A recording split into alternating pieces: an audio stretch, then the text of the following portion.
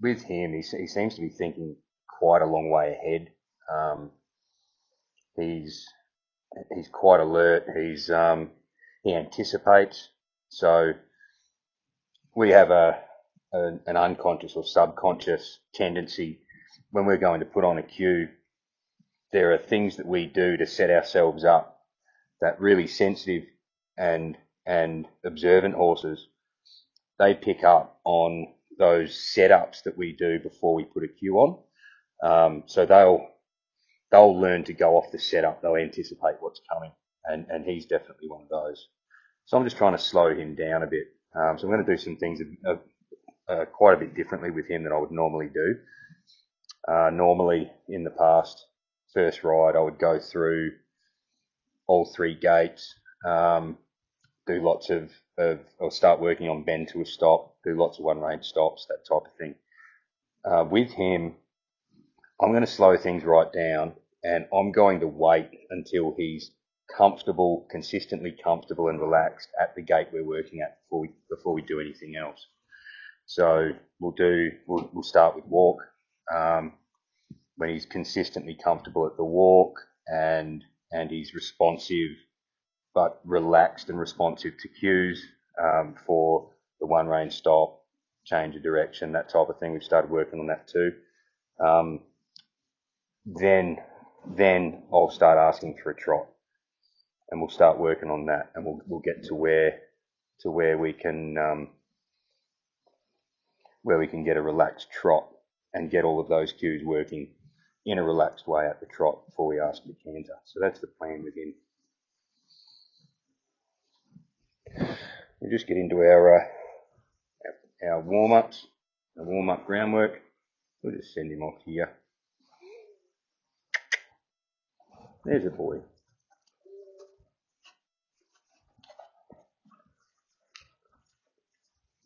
So I'm going to do some four corners here because he's sort of thinking out very much. So I want him to be, you can see there he's a bit spooky. He's a bit spooky, a bit jumpy.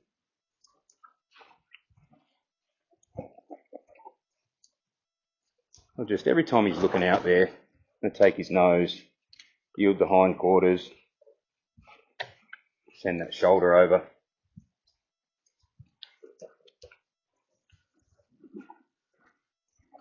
I just want him to be soft and responsive here. I want that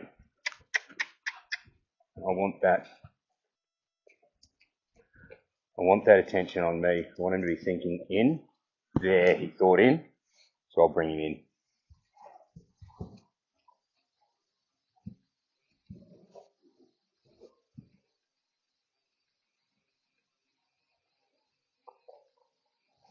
This boy.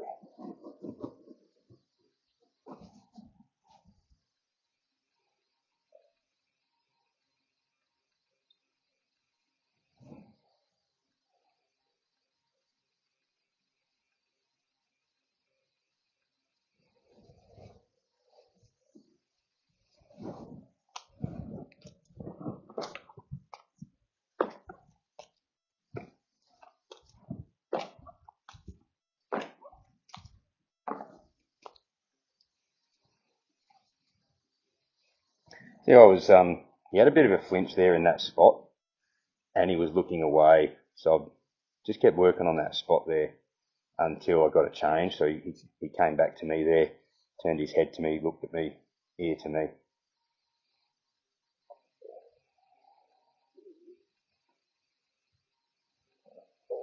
Really important to keep going over all this stuff, rather than getting overexcited once you start riding and just thinking, oh yeah, we've got it done now, we can just start riding all the time and not worry about this stuff anymore. It's really important to keep covering it off and making sure it's all good.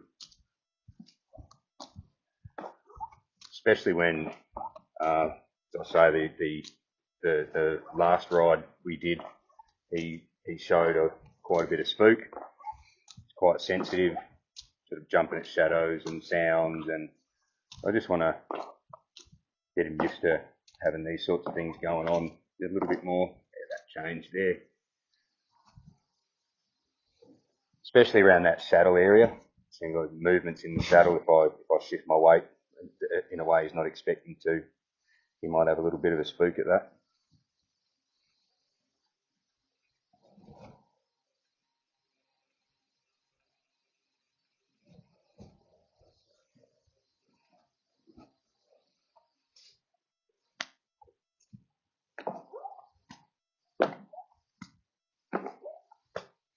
I really want to, when I'm doing this here on the saddle, I really want to let that rope really slap on the saddle there.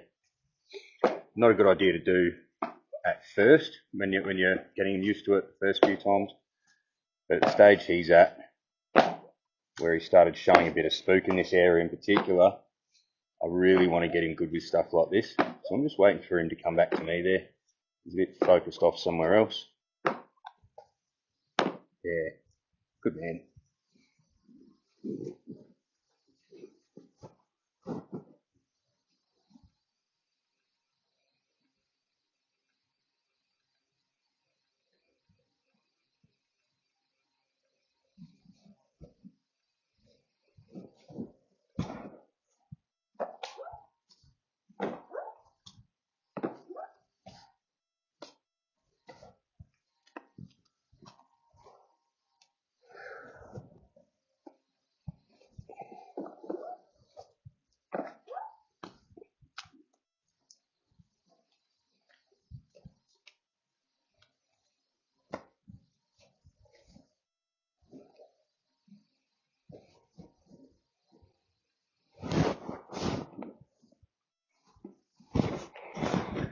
We'll go into our changing eyes exercise.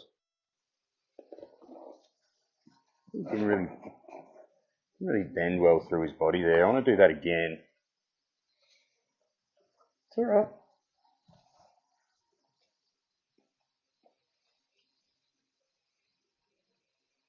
He's showing me he's just a little bit unsure there, a little bit anxious. Just not sure about what I was wanting. There's a boy. You're all right.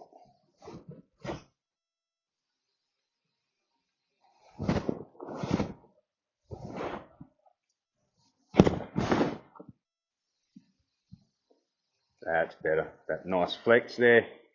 And then the bend through the body and the step around. I like that. Much better, buddy. Much better.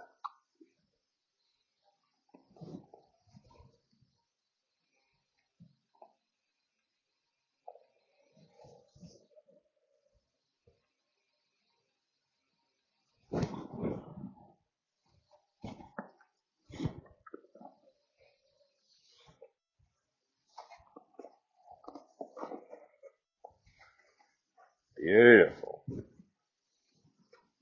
Very nice. Really like the relaxed way he's going about that.